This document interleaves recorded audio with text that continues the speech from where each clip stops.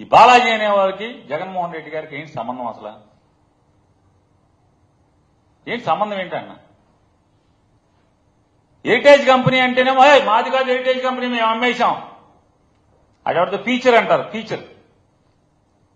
జగన్మోహన్ రెడ్డి గారి కంపెనీ భారతీయ సిమెంట్స్ అమ్మేసి కూడా ఛానల్ అయిపోయింది. పేరు అదే ఉంది తప్పితే వికాట్ అనే ఫ్రెంచ్ సంస్థకి ఎప్పుడు అమ్మేశారు. దాంట్లో పనిచేసేవాడికి జగన్మోహన్ రెడ్డి గారికి ఏంటి సంబంధం? జగన్మోహన్ రెడ్డి గారికి దాంట్లో ఎంత వాటాని అంటే ఎవడో కూడా జగన్మోహన్ రెడ్డి గారిని అరెస్టు చేయడమే లక్ష్యంగా మీరు పైనుంచి కిందకి ఇటువంటి దొంగ సాక్ష్యాలన్నీ కూడా పోగేసుకుని ఎక్కడ ఆధారపూరిత పేపర్ ఎవిడెన్స్ కానీ పేపర్ డాక్యుమెంట్ కానీ లేకుండా ఆడిని కొట్టి బెదిరించి సంతకాలు పెట్టించి అదే వాసుదేవరెడ్డి 3 సార్లు కోర్టుకు కంప్లైంట్ చేశాడు, నన్ను బెదిరిస్తున్నారు కొడుతున్నారని చెప్పాను.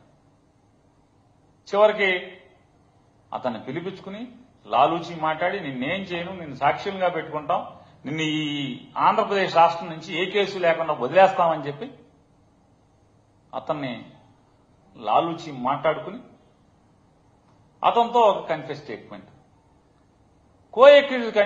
కన్ఫెషన్ స్టేట్మెంట్ అనేది న్యాయస్థానాలు పరిగణలో తీసుకుంటే లేదు, వాదనలో చూసుకుందాం. మీకెంతసేపు ఏంటంటే కేసు నిలుస్తుందా లేదా కాదు, జగన్మోహన్ రెడ్డి గారిని చంద్రబాబు కన్నా ఒక్కరోజు లోపల ఉంచాలి. ఈ తప్పుడు ఆలోచన తప్పితే వేరే ఏముంది? ఎవరు వీళ్ళందరూ?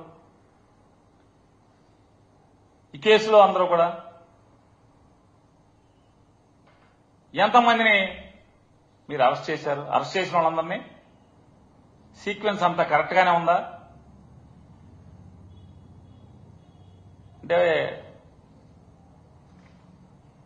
వాషింగ్ పౌడర్ నిర్మా అని చెప్పి అడ్వర్టైజ్మెంట్ ఉంటుంది కదా, అట్టా మీ దగ్గరికి రాగానే ఉతికేసి తెల్లగా అయిపోతారు, వాళ్ళందరూ సాక్షులు అయిపోతారు, దస్తగిరి అయిపోయినట్టు.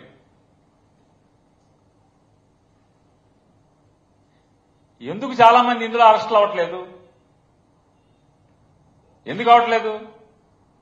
డిపార్ట్మెంట్లు వదిలించి పంపించేస్తున్నారు ఎందుకని? ఈ రాష్ట్రం వెళ్ళిపోతున్నారు ఎందుకని? అంటే జగన్మోహన్ రెడ్డి గారికి వ్యతిరేకంగా ఎవడైతే మీకు ఎక్కడ సంతకం పెట్టమంటే అక్కడ పెడతాకి సిద్ధంగా ఉన్నారో వాళ్ళందరినీ మర్డర్ చేసిన ఎట్టా అయితే కేసులో ముద్దాయిగా ఎత్తేస్తారో ఎట్టాకి ఇందులో కూడా ముందు మీరు పెడదామనుకున్న ఒక సీక్వెన్స్ రాసి కూడా అందులోంచి కూడా మొత్తం అందరినీ ఎత్తి పారేస్తారు.